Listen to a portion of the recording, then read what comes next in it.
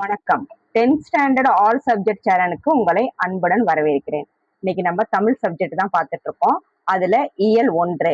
அதுல இன்னைக்கு ஒரு போயட் இருக்கு, கவிதை பேழை அப்படின்ட்டு ஒரு போயம். அதை அதோட போயட் யாருன்னு கேட்டீங்கன்னா கண்ணதாசன் எழுதியிருக்காரு. அதோட ஹெட்லைன் என்னன்னா காலக்கணிதம். அதோட டைட்டில் என்னன்னு பாத்தீங்கன்னா என்னது, காலக்கணிதம். அதாவது காலத்தை கணிச்சு சொல்லக்கூடியவராக இந்த கண்ணதாசன் என்ற ஆசிரியர் எழுதியிருக்கிறாரு. அவரை பத்தின இந்த பாடலை நான் உங்களுக்கு அழகிய முறையில நடத்துறேன், கவனிங்க. நுழையும் முன், அதாவது இன்ட்ரோடக்ஷன் என்ன சொல்லியிருக்காங்க அப்படின்னா, மனிதம்ங்கிறது எல்லா மனிதர்கள்ட்டையும் நம்மள்ட்ட இருக்கிறது தான். அது எந்த மதமாக இருந்தாலும் சரி, நம்மள்ட்ட எது இருக்கணும், முக்கியமா மனிதம் என்ற ஒரு பண்பு இருக்கணும். அது அப்படியாப்பட்ட மனிதத்தை பத்தி உள்ளதுதான் இந்த காலக்கணிதம்ங்கிற இந்த பாடல். சரிங்களா? தனி மனிதனுடைய சமுதாயத்தினுடைய வாழ்வியல் நெறியின் தெளிந்த சாரம். இப்போ மனிதம்ங்கிறது என்னன்னா, ஒரு தனி மனுஷனா இருக்கிறோம் இல்லையா, அவனுக்கு மட்டும் இல்லாது அவன் எப்படி இருக்கணும், சமுதாயத்தோட வாழ்வியல் நெறியில, சமுதாயத்துல வாழக்கூடிய மக்களோட நெறிமுறையெல்லாம் எப்படி இருக்கு, அவங்களுடைய சாராம்சங்கள்லாம் என்ன அப்படின்னு தெரிந்து வாழக்கூடிய ஒருத்தனுக்குள்ள பண்பு தான் என்னன்னு கேட்டீங்கன்னா மனிதம். இதை நல்லா நம்ம புரிஞ்சுக்கணும். மனிதம் என்பதன் இலக்கணமானவன் நல்ல கவிஞன். அப்படியாப்பட்ட கவிஞனா திகழக்கூடியவர் தான் யாரு, பாடலாசிரியர் இந்த கண்ணதாசன்ங்கிறவர் தன்னைத்தானே சொல்றாரு.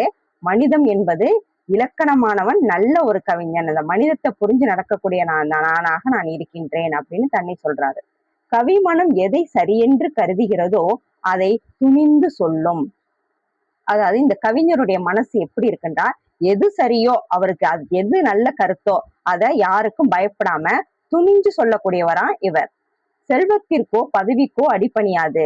அவரு பணக்காரவங்க ஏழை அப்படின்றோ இல்ல உயர்ந்த பதவியில இருக்காங்கிறதுக்காகவோ அவருக்கு அடிப்பணிஞ்சோ ஒரு கருத்தை சரியானதுன்னா சரின்னு சொல்லுவாராம், தப்பானதெல்லாம் தப்புன்னு தான் சொல்லக்கூடியவரு. நான் எதுக்கும் அடிப்பணிந்து போக மாட்டேன், நேர்நிலையில சரியான முறையில நான் என்னுடைய கருத்தை தெரிவிப்பேன் அப்படின்னு சொல்றாரு. பிறருக்கு பகிர்ந்து கொடுக்கும், அதாவது பகிர்ந்து கொடுக்குங்கிறதும் எந்த ஒரு உணவா இருந்தாலும் தானே திங்காம மற்றவர்களுக்கு பகிர்ந்து கொடுப்பது. மாற்றம் என்பது மனிதத்தின் இயல்பு. என்னிட்ட கெட்டது இருந்தா அதை நீக்கிவிட்டு நல்லதை மட்டுமே நான் எடுத்துப்பேன். அதனால நான் மாற்றம் என்பதை நான் ஒரு விரும்பக்கூடிய மனிதனுக்குள்ள இயல்புகளை உடையவன் அப்படின்னு சொல்றாரு. எதையும் மறைக்காமல் துணிந்து சொல்வதும் மனிதத்தின் இயல்பு. எந்த ஒரு இதா இருந்தாலும் சரி, ஆக இவங்க தப்பா நினைச்சுப்பாங்களேங்கிறதுக்காக மறைச்சு சொல்ல மாட்டாராம், துணிஞ்சு சொல்லுவாராம். அது எதோட பண்பா இருக்கிறது, மனிதத்தோட இயல்பாக இருக்கிறது. மனிதமும் கவித்துவமும் ஒன்றிணைந்த நிலையே இக்கவிதையின் சாராம்சம் அப்படிங்கிறாரு. அதாவது மனிதங்கிறது இந்த கவிஞனாகிய என்னிடத்தில் இருப்பதனால அவற்றால் இயக்கப்பட்ட ஒரு கவிதையை தான் நான் ரெண்டு இணைஞ்சு நான் இந்த கவிதையில சொல்லியிருக்கேன் அப்படின்னு பாடலாசிரியர் கண்ணதாசன் குறிப்பிட்டுள்ளார். இப்ப இந்த பாடலை நம்ம பார்க்கலாம். கவிஞன் யானோர் காலக்கணிதம். என்ன சொல்றாரு, கவிஞன் யானோர் காலக்கணிதம். கவிஞனாகிய நான் எப்படி இருக்கேன்னா காலத்தை கணிக்கக்கூடிய ஒருவனாக இருக்கிறேன். கருப்படு பொருளை உருப்பட வைப்பேன். கருப்படு பொருள்னா என்னன்னு கேட்டா, உள்ளத்துல தோன்ற உண்மை பொருளை எல்லாருக்கும் தெரியும்படி வெளிப்படையாக எடுத்து கூறுபவரா இவர் இருக்கிறாராம். புவியில் நானோர் புகழுடை தெய்வம். இந்த பூமியில நான் எப்படி இருக்கிறேன்னா, நான் எல்லாராலும் போற்றப்படும் தெய்வமாக நான் காணப்படுகிறேன் அப்படின்னு சொல்றாரு. பொன்னினும் விலைமிகு பொருளின் செல்வம்.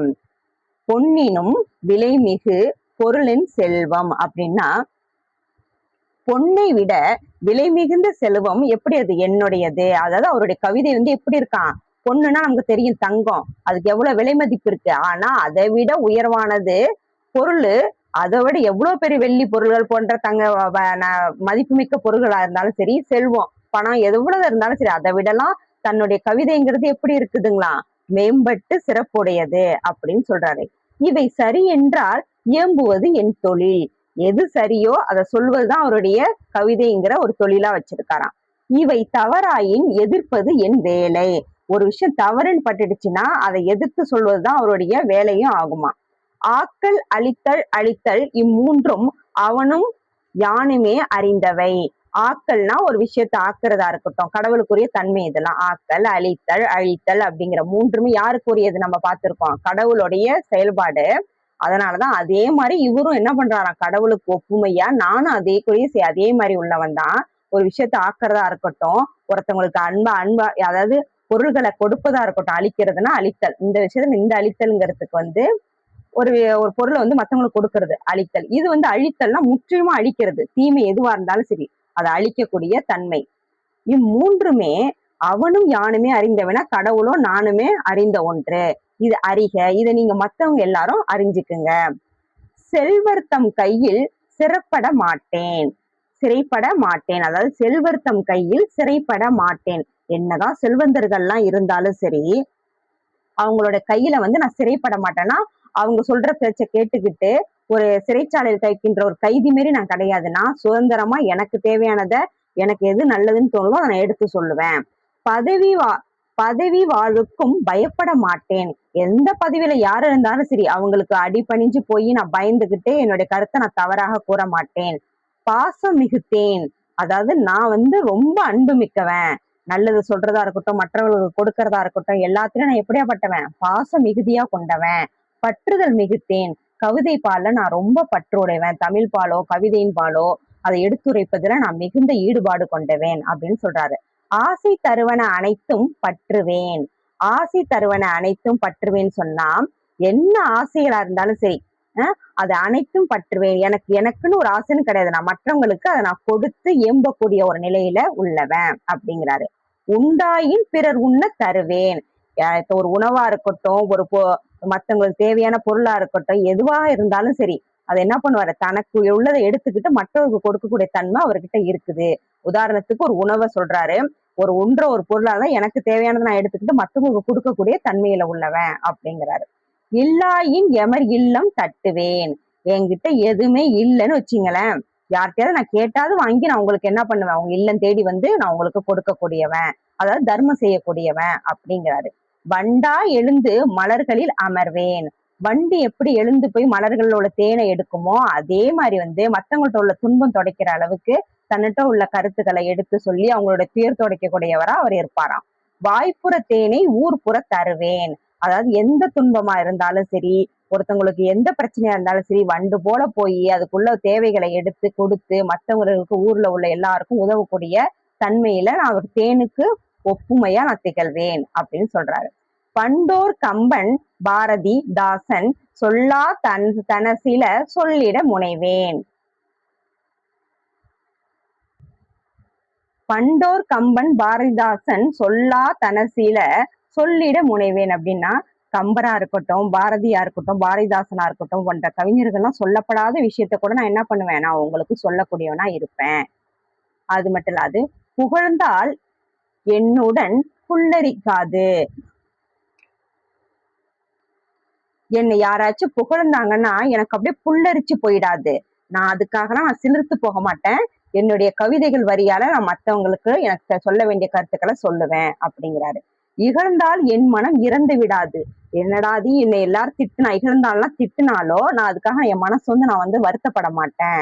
அதை நான் ஏத்துக்கக்கூடியவனாதான் இருப்பேன் அப்படின்னு சொல்றாரு.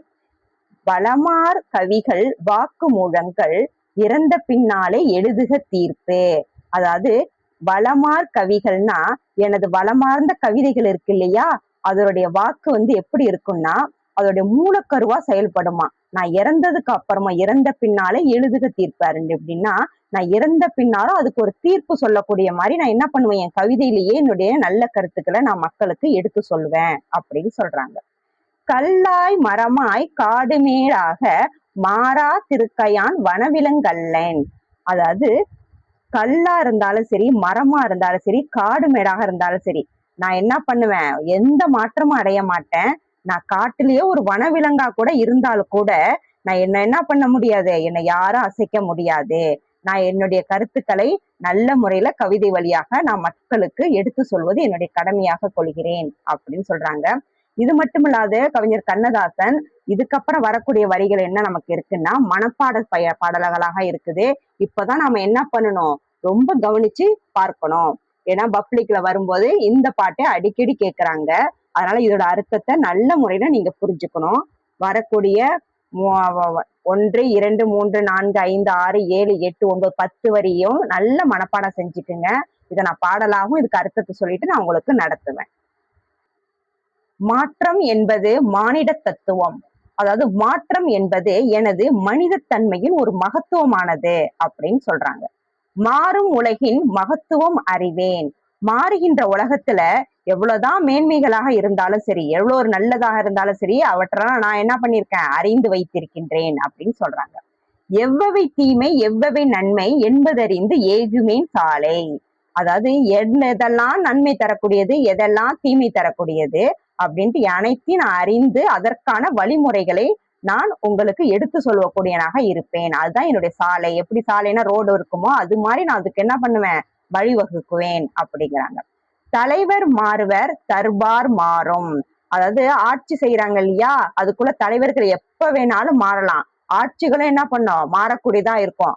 ஆனா எது மட்டும் மாறாதான், தத்துவம் மட்டுமே அச்சய பாத்திரம்.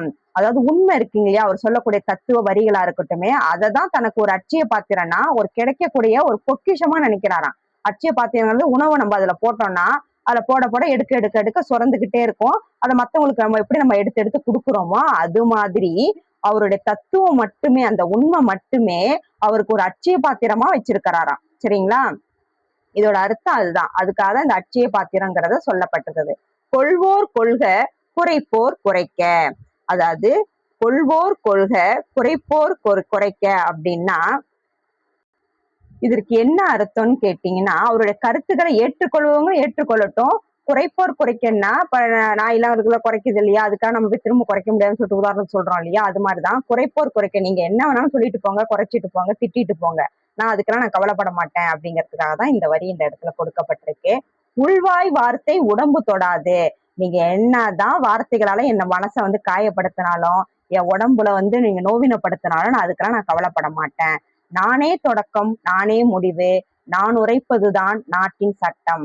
அதாவது நானே இதுக்கு என்ன பண்ணுவேன், தொடக்கமாவோ முடிவாவோ இருப்பேனே தவிர நான் உரைப்பதுதான் நாட்டின் சட்டங்கிறது வந்து நான் சொல்லப்படுகின்ற உண்மை கருத்துக்கள் தான் இந்நாட்டிற்கு சட்டமாக இயங்க வேண்டும் என்று கண்ணதாசன் அவர்கள் மிக அழகான முறையில இந்த பாடலை எழுதி கொடுத்திருக்காரு.